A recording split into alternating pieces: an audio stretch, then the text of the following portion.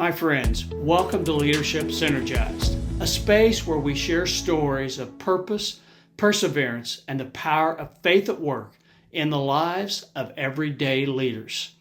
It is my profound honor to introduce this conversation, one that will reach far beyond the game of baseball and life, into the heart of what it means to live with faith, to lead with love, and to carry forward a legacy shaped by loss and hope. Today's episode is a sacred one indeed. It's not just about leadership on the field, in the office, but about a father's journey through heartbreak, healing, and the unexpected grace of God revealed through the voice of a child. Our guest is Coach Rich Donnelly, a man who spent more than 5 decades in the world of baseball, coaching, leading, and mentoring at the highest levels of the game. But as Coach Donnelly will tell you himself, it wasn't the World Series championship or the years in the dugout that shaped his heart and shaped his soul. It was the strength and faith of his daughter, Amy. Years before he would find himself waving home the winning run in Game 7 of the 1997 World Series, Amy spoke a simple, playful phrase that seemed to carry little weight at the time. But when Amy's life was tragically cut short, that comment, now sacred, would become a message from heaven, reminding her father of God's presence even in the most triumphant moments of life. In this powerful and deeply moving conversation, Coach Donnelly opens his heart and shares how God used Amy's life and her passing to grow his faith, reshape his values, and teach him the true meaning of giving, purpose, and legacy. My friends, this is a story of a father who found strength on his knees while his baseball family celebrated a World Series title. A coach who discovered that winning in life is about far more than what happens on the field. And a daughter whose faith continues to inspire and lead through her father's voice. So join us, lean in, and let your heart be open as we step into a story of faith, family, and the goodness of God, even in the hardest of places. Here is my conversation with Coach Rich Donnelly. Welcome back, my friends, to this episode of Leadership Synergized, where we have an opportunity to meet leaders and individuals who have lived life and helped fulfill life in many different facets of industry and are coming on the show to share with you some of their learnings and also maybe to provide some guidance and information that may help you with wherever you are along your leadership journey. On this episode, I'm honored, pleased, and blessed, as we all are, to have Coach Rich Donnelly, a lifelong baseball man who's here to talk to us about a number of things he's learned in life, impacts that some may see as tragic, from loss, growth of faith, and just sharing things that he has taken away, both from the game, but more importantly, in his personal life, with his family, and just through his faith walk with God. Coach Donnelly, first of all, I just appreciate you taking this time to spend with us here this evening. Kevin, pleasure to be with you. Well, one thing we're going to get into, and we'll get into it a little bit later, is the book, The Chicken Runs at Midnight by author Tom Friend. Coach Donnelly is joining us by telephone. Just shared that for our viewers. But Coach, 50 plus years in the game of baseball, and I'm assuming you're no longer directly involved, or are you at this point of your career? No, but I spend more time on the phone talking to people in the game now, and a lot of guys call and want to have opinions on something. And, I talk to numerous people that I've worked with who are still in the game, and I still have pretty good contact with most of the people. Of course, my old boss, Jim Leland, we talk all the time, but I get calls all the time from people who are in the game that might want to discuss a situation or maybe how to handle something or things like that. So still connected with it, but not in an official position. Well, Coach, what a career on the field, and some of the names and teams you worked with, and the moments, the high pressure situations that have occurred in the game of baseball in the past 30 or 40 years. You were right there with some of the mentors you just mentioned. Well, I always tell people that being a little boy from Steubenville, Ohio, every little kid has dreams, and I guess I had them too. And all those times you go out in the alley or you go with a rubber ball, throwing it against a wall 6 hours a day, making believe that you are in the big leagues, and then huh, one of the few people that get the honor of being in the big leagues for as long as I was, and then to add to that, to be on some championship teams, to be on a World Series winner, to be on a gold medal Team USA winner. It's just like,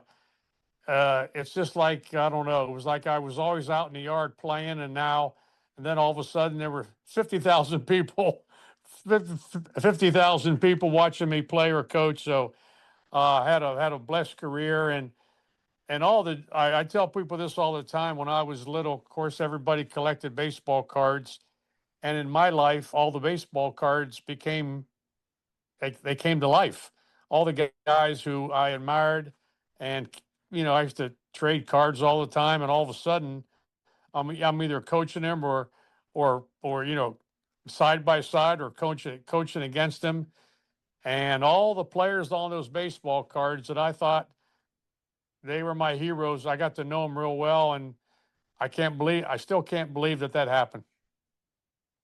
Well, Coach, you grew up in what I consider, and maybe many others do as well, what may have well have been the golden age of baseball, professional here in the United States, the 1950s, 1960s, with names like Mantle and Williams, and I know in the book that I alluded to a moment ago that we'll dive in further. One of your heroes of the moment, Bill Mazeroski, being a Pittsburgh Pirate fan, and that Game 7 back in the early 60s in that World Series championship. Well, Maz is from a little place right down the river here. It's called Rush Run, Ohio, but he played at Tiltonsville High School. And a side note, my brother was a pretty good pitcher, played pro ball, and Maz and my brother Romy played together in Legion ball against one another way back in the late 50s and 60s.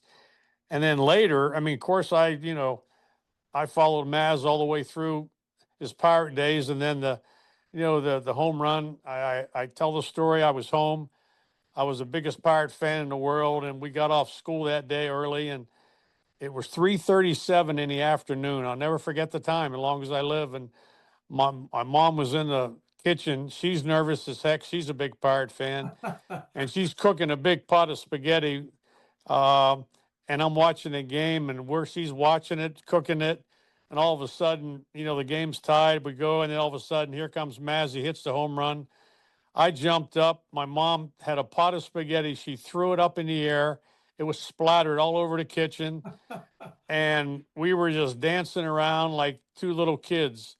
I said, "Is that the neatest thing in the world, to have your favorite team win the World Series, to have your favorite player hit the home run, and to celebrate it with your mom, who was a big Pirate fan, dancing around in the kitchen like two little kids, and never dreaming in a million years that someday I would be in the seventh game of a World Series and had the same result."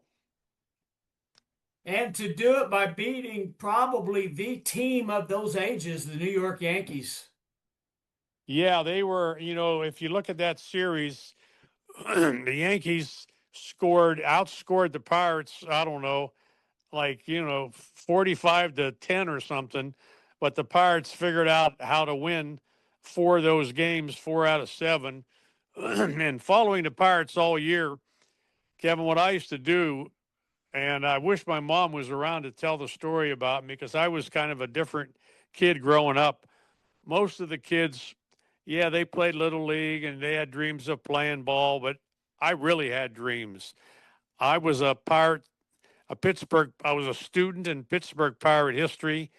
Every game from the time I was in probably grade school till high school that I didn't go to the game, I kept a scorebook.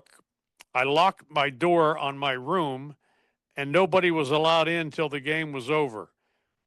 And if they won, I would run out in the living room or go get my mom and dad up in bed and tell them that the Buccos won. If they lost, I locked the door and I didn't come out till the next day. Uh, my mom tells a story. Once they took me to a game at Forbes Field where the Pirates used to play in the old days, and most kids go to a game, they want cotton candy and hot dogs. No, I don't want nothing. I want to watch the game. I want to watch the players. I felt honestly, if I went to the game live, the Pirates would never lose. Well, that didn't happen. And one night after the game, my mom said I was about 9. We went to the game and they lost, and we're driving home, and I'm in the back seat, and they're going to stop at this place called Tonydale. It was an ice cream place right outside of Pittsburgh, and to get a milkshake or ice cream.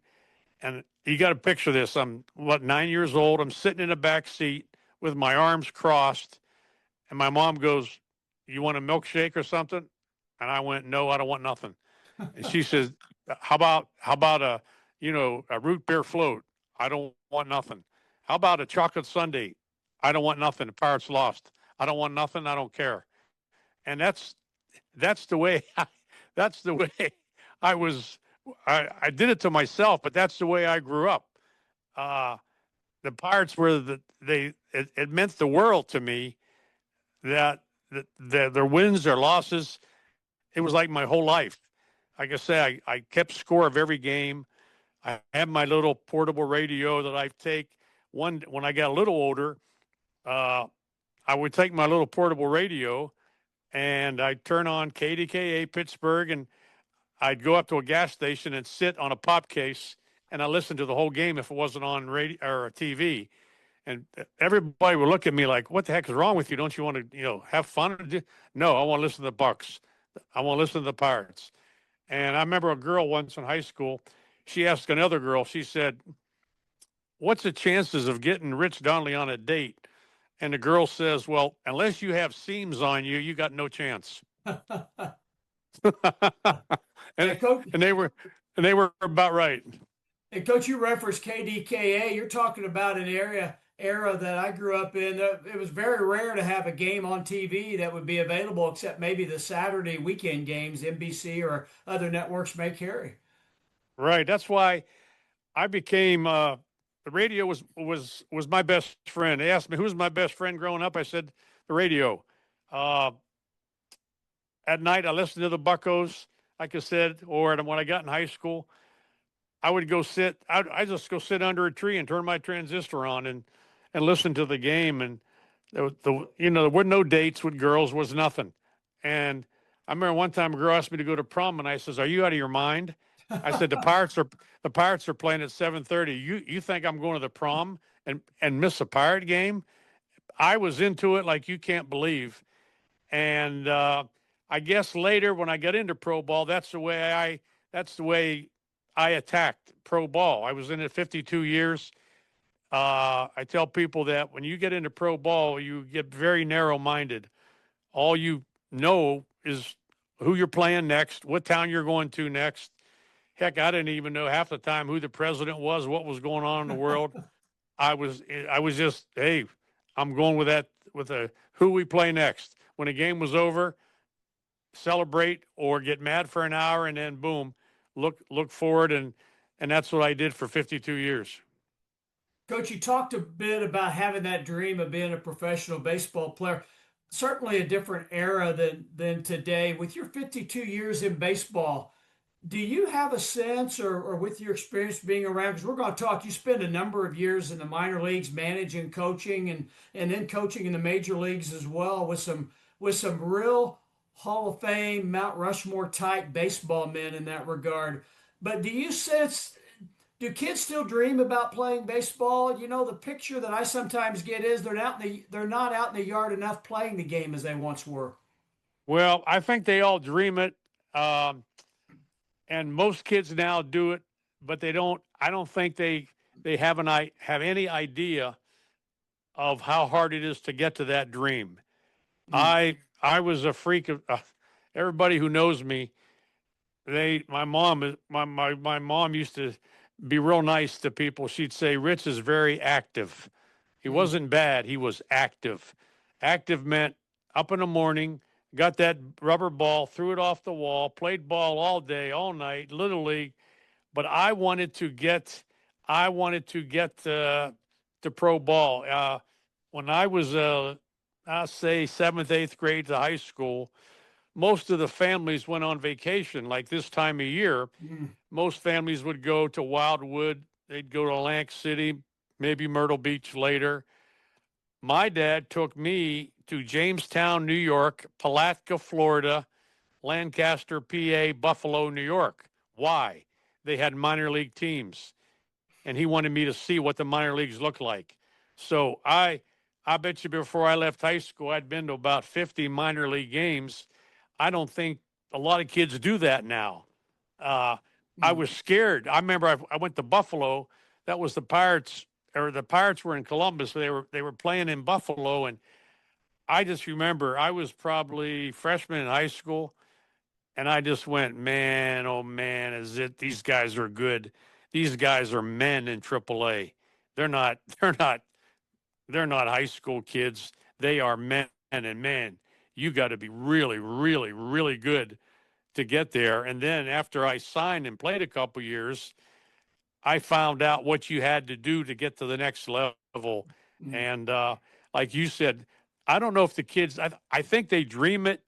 I call it they're seasonal dreamers. In baseball season, they dream it. I dreamt it 365 days a year. I went to the games to watch the players, how they acted, what kind of shoes they had on, what kind of gloves they wore, how they reacted when they struck out. Most of the kids my age, they went for popcorn or hot dogs. I don't think I ever ate a hot dog at a game in my life. I was serious about it, and that's the thing. If you're serious, then you find out how hard you have to work to get there, and you have to know, boy, the odds aren't very good because there's an awful lot of very good players out there, but they work. I have so much appreciation and respect for the game. I get upset now when people talk about the game and they don't respect it like I did. They don't know what everything that you had to do to get to the next level. They see a guy and they go, oh, he stinks. No, if you get to the big leagues, you don't stink. If you're in pro ball, you don't stink. But you might get knocked down. I got knocked down a whole bunch.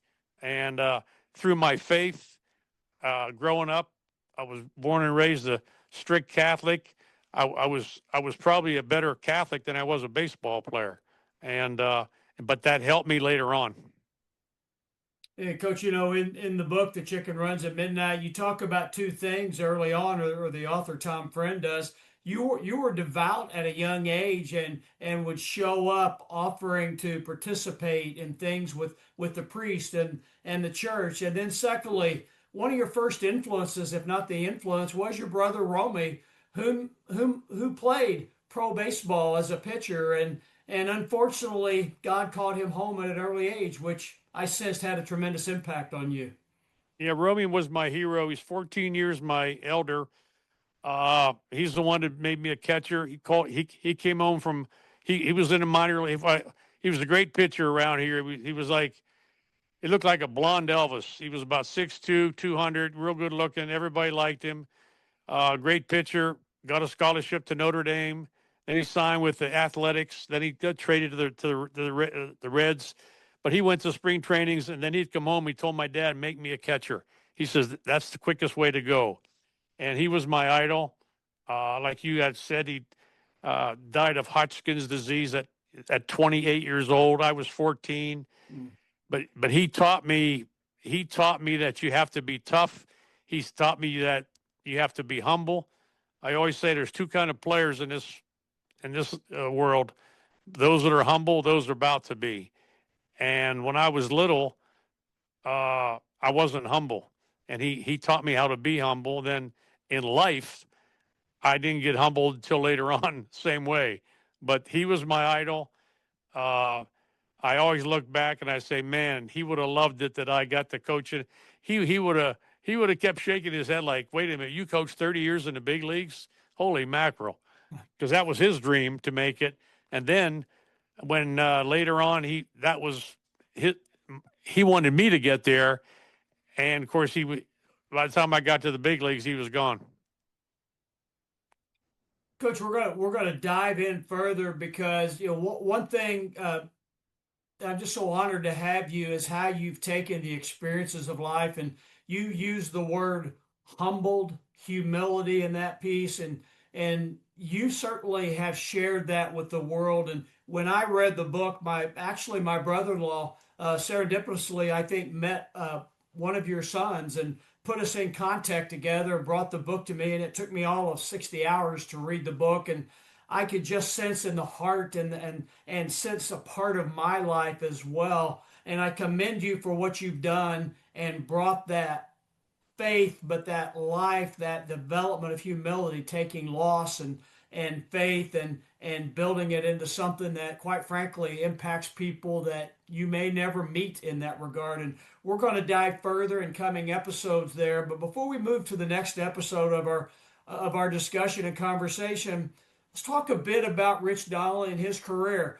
You started out, as you said, as a catcher in the minor leagues. You had a chance to cross paths with Hall of Famers Ted Williams, individuals who set records in statistical numbers on the baseball field despite serving their country in World War II or the Korean War. You had opportunities to work with Billy Martin, the great late manager that was commended many times for his strategy. But you served in a number of organizations: the Twins, the Rangers, the Senators, the Marlins, the Pirates, Colorado, with the Rockies, the Mets, and just have done so much. You won minor league championships. You've been on World Series winner in 1997 that we'll dive in further in a bit. And you had a chance to serve as an all-star team member and also as a World Baseball Classic aspect. Talk a little bit about when you reflect back and you talk about the dreams you had as a kid.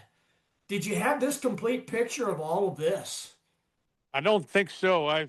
My best friend growing up, beside my brother, he was 14 years older, but when he went away to school, my best friend growing up was another guy who he's turned his whole life around. His name was Dan Abramowitz, and Dan was a football player, but he played baseball. And we used to go over to Bellevue Park we were the only ones that did it. Me and Danny, we'd go over, and he'd take 2 footballs with him, and I'd bring a bag of baseballs, like 12 of them. And we'd go over on a day like today, 100 degrees, and I could throw. My dad wouldn't let me play football, but I could throw. It was better than their quarterback and they had in high school. And I would throw down and outs, long bombs to Danny. And then he'd pitch batting practice to me. And we'd sit there and we'd have 2 big jugs of like orangeade. We'd drink them hot and sweaty. And he would always look at me and he goes, Richie, he goes, someday I'm going to be in the NFL and you're going to be in the big leagues. And man, oh man, you talk about dreaming and having it come true. And Danny went on to spend 15 years in the NFL, all pro, and I got to spend 32 years in the big leagues. And we still talk, and we still talk about those mornings that we went over there. We were different.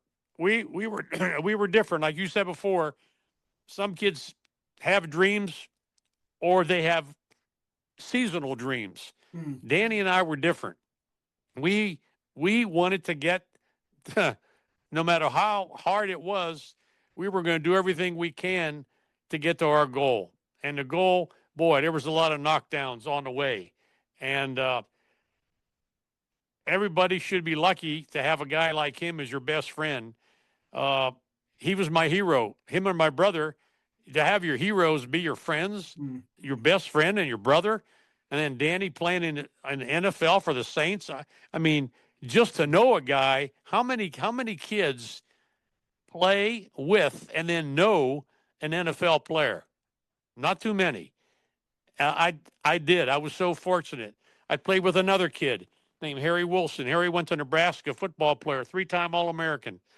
Only guy to play in the Orange Bowl, Sugar Bowl, and Cotton Bowl. And number 2 draft pick of the Eagles. He was on our high school. He was on our Legion team.